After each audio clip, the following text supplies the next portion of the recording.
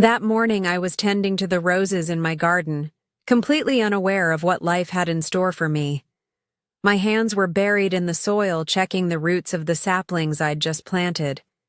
Everything was normal and calm, just like any other day, until a sharp pain shot through my back.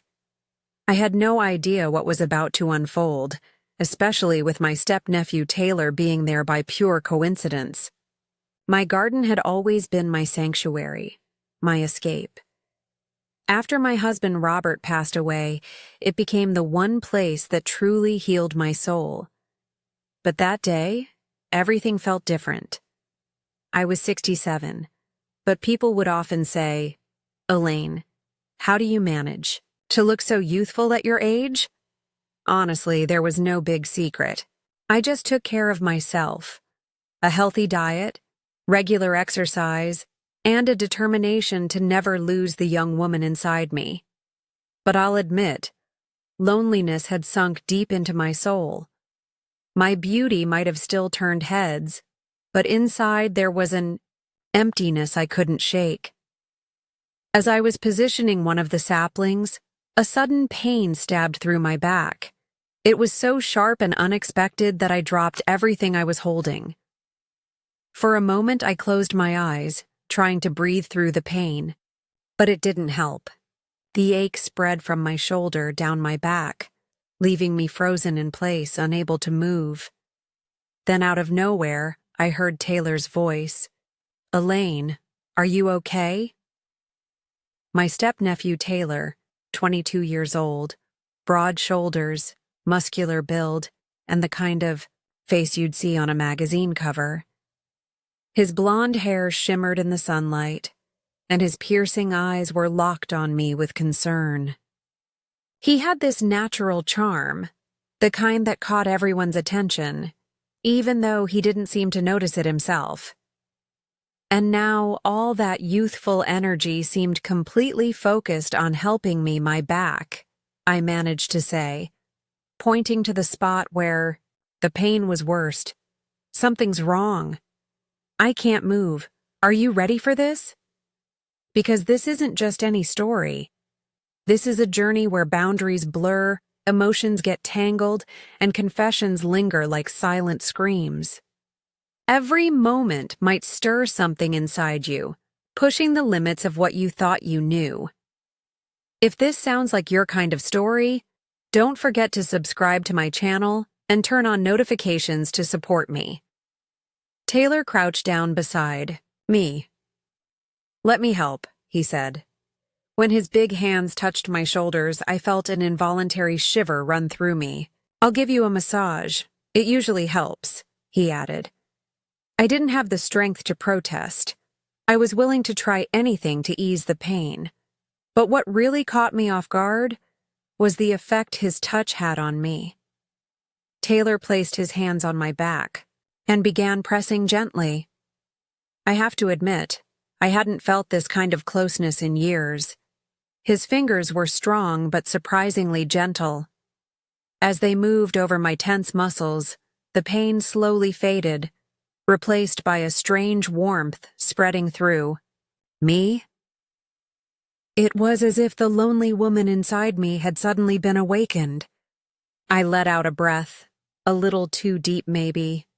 "Taylor?" I started to say, but the words caught in my throat. I couldn't finish. He didn't say anything either, just kept massaging, his hands gliding over my back in a way that made me hyper-aware of every touch.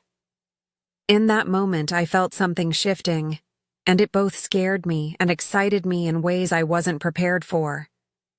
Taylor kept working his hands across my back, steady and deliberate, until he suddenly paused and leaned closer to look at me. "Elaine?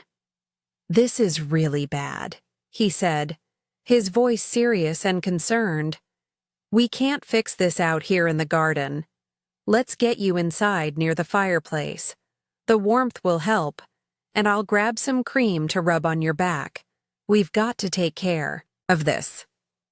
I hesitated for a second, but the pain made the decision for me. I nodded, and he helped me to my feet. Careful, take it slow, he said, his strong hands supporting me. There was something oddly comforting about how he held me, a closeness I hadn't felt in years. When we got inside, the crackling fire filled the room with a warm golden glow. The heat wrapped around me like a blanket, instantly easing some of the tension in my body. Taylor quickly spread a blanket on the floor and motioned for me to lie down. "You need to stretch out your back in a more comfortable position," he said, his eyes serious, but with a flicker of hesitation. "I've got some cream, it'll help loosen those muscles." I lay down, feeling the fire's warmth seep into me as Taylor rubbed the cream between his hands to warm it up. The first touch of his hands on my shoulders made me let out a breath. I didn't even realize I'd been holding. "Just relax," he said softly. "You'll feel better in no time." But every touch of his hands was doing more than just easing my physical pain. It was stirring something inside me, something I thought I'd buried a long time ago. As his fingers moved down my back, my thoughts became both clearer and more chaotic. Taylor's touch wasn't just healing, it was awakening. For a moment, I hesitated inside, but the pain was too much, so I quickly accepted. Taylor gently grabbed my arm and helped me to my feet. "Take it slow, be careful," he said. When his strong hands almost completely wrapped around me, I felt an odd sense of security. This young guy's protectiveness gave me a closeness I hadn't felt in years. When we entered the house, the flames in the fireplace painted the room in a warm orange glow. The crackling of the fire and the heat that filled the room instantly relaxed me. Taylor quickly spread a blanket on the floor and motioned for me to lie down. "You need to loosen your back in a more comfortable position," he said, his eyes still serious but flickering with something softer. "I brought some cream too. This will soften those muscles." I lay down, feeling the warmth wrap around my body, and Taylor squeezed the cream into his hand, rubbing it between his palms to warm it up. The first touch of his hands on my shoulder made me involuntarily take a breath. "Relax," he said softly. "You'll feel better now." But with every touch, I could feel something changing. His hands weren't just giving me physical relief, they were stirring up emotions inside me that I'd buried for years. As his fingers moved over my back, my thoughts were calming but also getting mixed up. Taylor's touch was slow but sure, going deeper in both physical and emotional ways. "It's no wonder your muscles are so tight," he said, his voice carrying a warmth that caught my attention. "You're taking on too much, Elaine. The garden, the housework. You need to think about yourself too." I tried to explain myself. "The garden is my therapy, Taylor." Without it, I know he interrupted, his touch softening just a bit. "But you need more than just the garden. You need someone, people, someone who cares about you." His words warmed me even more than the fire, but they also made me uneasy. I didn't fully understand what he meant, or maybe I did, but I didn't want to accept it. At that moment, his hands moved slightly lower on my back, continuing the massage. The warmth of his touch loosened the tight spots, but inside it was creating a different kind of knot. Being this close to him felt both reassuring and terrifying. "Taylor," I finally said, my voice shaky. "You're really helping, but—" "I know," he said, his voice slower this time, "but everything will be okay. Just relax, Elaine." I could feel his words were more than just simple advice. Like the flames of the fire, his presence was growing closer with every second. Taylor's hands gently slid lower down my back. As each muscle loosened with his touch, a strange sense of unease began to take over me. His warmth moved deeper, slow but determined. In that moment, my mind started to cloud, and an internal struggle was born. Elaine, stay calm, I told myself, but I couldn't seem to control it. As his warm hands moved lower, closer to my shoulders, my heart started pounding. On one side, it was Taylor's proximity, and on the other, the boundaries that years had set in place. Suddenly, the voice inside me screamed loudly, "He's your step-nephew, Elaine. You shouldn't be doing this." The fireplace had filled the whole room with a warm light, but after a while, that heat became unbearable. When I saw Taylor wipe the sweat from his forehead, my eyes couldn't help but drift to him. Suddenly, he pulled up the bottom of his shirt, lifting it off. His muscular, sun-kissed body practically glowed in the firelight, almost like a sculpture. It's hard to explain what I felt in that moment. I hadn't felt this close to anyone in years. "This heat from the fire is too much," he said, dropping his shirt to the floor. His tone was casual, but the depth in his gaze left me frozen. Then his eyes met mine. "Elaine, you're getting really hot too," he said, his voice soft but firm. "You'll feel worse if you keep that shirt on. Let me help you." My words got stuck in my throat. I thought about pushing back, but the sweat on my skin and the room's temperature had become unbearable. Slowly, I nodded.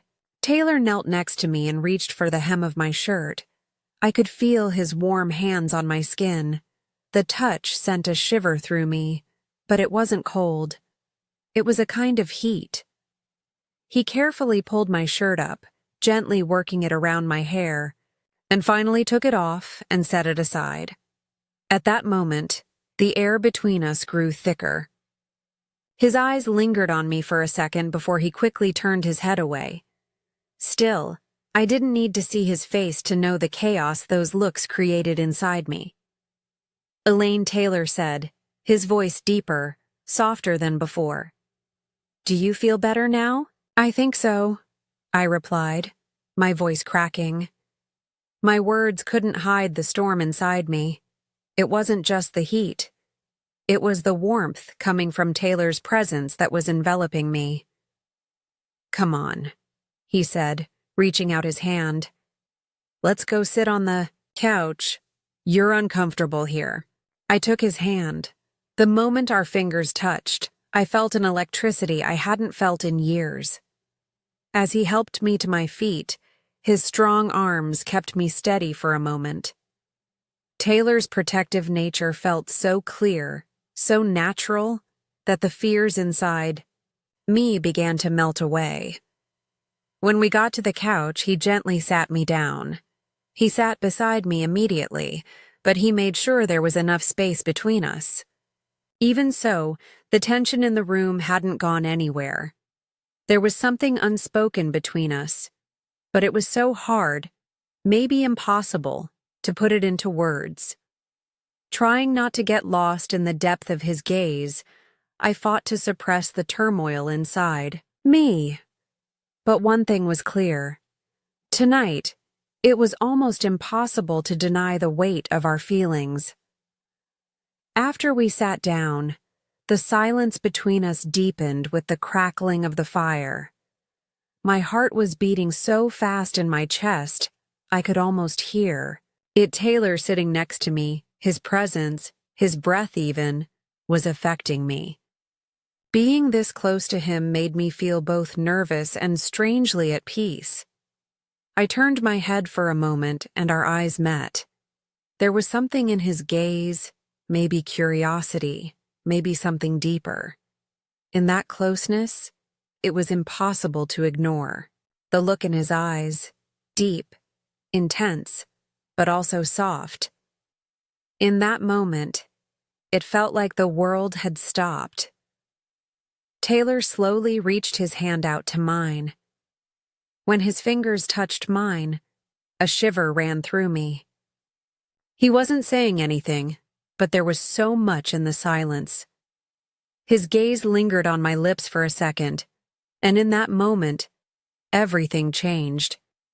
He leaned toward me slowly. He was so close, his breath leaving a warmth on my skin. The voices inside me stopped. There was no right or wrong anymore. In that moment, there was only Taylor's eyes and his closeness to me. I closed my eyes and leaned in just a little toward him. When our lips met, it felt like time had stopped.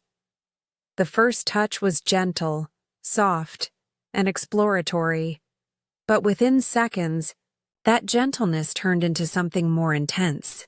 His warmth, his breath, the feel of his lips, everything seemed detached from reality. The loneliness, fear, and longing that had built up inside me were somehow merging with him in that moment. This wasn't just a kiss. It was the expression of years of bottled-up emotions, suppressed desires, and maybe even a hidden bond. As the kiss deepened, his hands gently roamed over my cheeks. My hands instinctively gripped his shoulders, the warmth of his skin radiating through my palms. Finally, we both pulled away at the same time. When our eyes met, our breaths were uneven, but the bond between us felt stronger than ever.